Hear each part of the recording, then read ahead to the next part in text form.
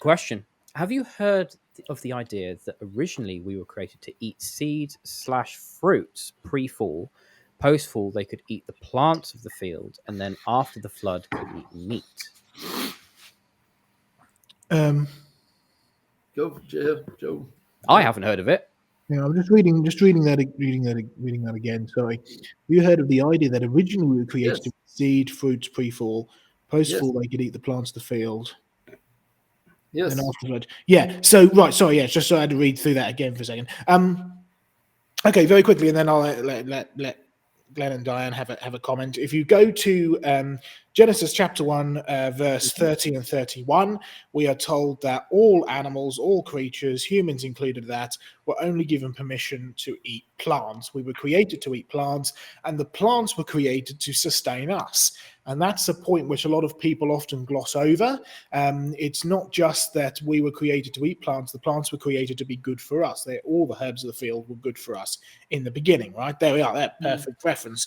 I've given you every plant yielding seed that is on the face of the earth, and every tree that is in this fruit, you shall have them for food. Okay. Skip forward to Genesis chapter 3, you have the fall. Now, all of a sudden, human beings are going downhill. That's the old good to bad to worse, right?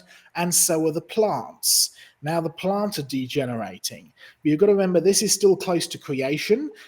You have minor degeneration, which is kind of accelerating as the years go forward. So you've got quite a while before the plants start to fall apart in quite the same amount that they have today. And it's the same story for human beings. You do have one other piece of information. We're told that thorns and thistles will come onto the planet, and that man will have to start to work for his food. No longer will it be a good world as it was originally created. By the time you get to Noah's flood, you find that the thought and intent of every man was only evil continually. So the world has gone from good to bad. And by the end of the flood, you find the first reference to climate change. For as long as the earth shall remain, there'll be seed time, harvest, cold, heat, summer, and winter. Now, what this is going to do is it's going to force diversification. It's going to force degeneration of plants. And so now the plants are no longer as good for you as they were in the beginning. And no longer are you able to digest the plants as well as before. Second point, you've also got erratic climates going on now. And God tells Noah to spread out into all the world, and his descendants to spread out into all the world and fill it. Now, they of course didn't, and they eventually did after the Tower of Babel incident, right? But you come to a very quick realization that if you're going to move and live on the frozen ice caps, you're never going to be able to be a vegetarian or a vegan. It's just not going to work, right? You're going to need to be able to eat meat in order to survive. And so you'll find at the end of the flood, that's the first reference that we find to God giving permission to man to eat meat. It says that everything that moves shall be food for you. At this point, we don't have distinctions between you can't eat the unclean, you can eat the clean. That's later, and for the children of Israel, that comes in Exodus and in the Levitical laws. But at this point to Noah, to all of mankind, he says you can eat everything that moves, but don't eat the blood. Right, that was the only stipulation. And you'll find that in the book of Acts, when the apostles and the disciples of Jesus were wrestling over, well, which of the laws do we keep, which of the laws do we not? They went back to that original covenant that God made with Noah and said, right, this is the one we're going to go with. You can eat everything that moves, but don't eat the blood, right? So yes, we were created to eat plants. It's not until after the flood that God in his mercy gave us permission to eat meat, because now we're told to spread out and fill the world. Now no longer is the world not very good. It's gone from good to bad to worse because of the effects of the global flood. Our bodies have gone from good to bad to worse. The plants have gone from good to bad to worse. So now we're given permission to eat meat, and we're told everything that moves shall be food for you. So you see this digression, as well as God's mercy in allowing us to eat meat in that. But yes, it's true, we were not created to eat meat. We were created and commanded to eat plants, and it wasn't until after the flood that we were given permission. Now, were people and animals eating meat before the flood?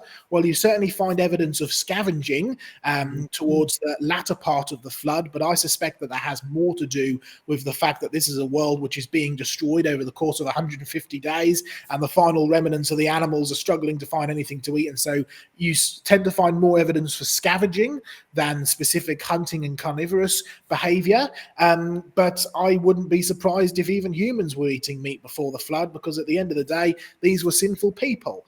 Right? These were people whose only thought and intent of their heart was evil, so they couldn't care less about what rule God did or didn't say. So I do suspect, however, that it would be Noah who would be sticking to those commandments. And we know that there's a concept of clean and unclean by the time you get to Noah's day, because he took 2 of every unclean animal, but 7 of every clean animal.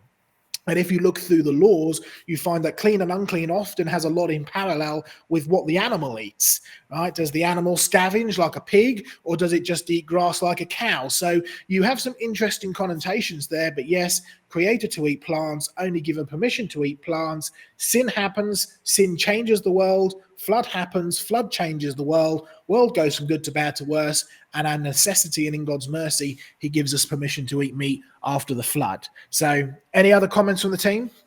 Yeah, just that before the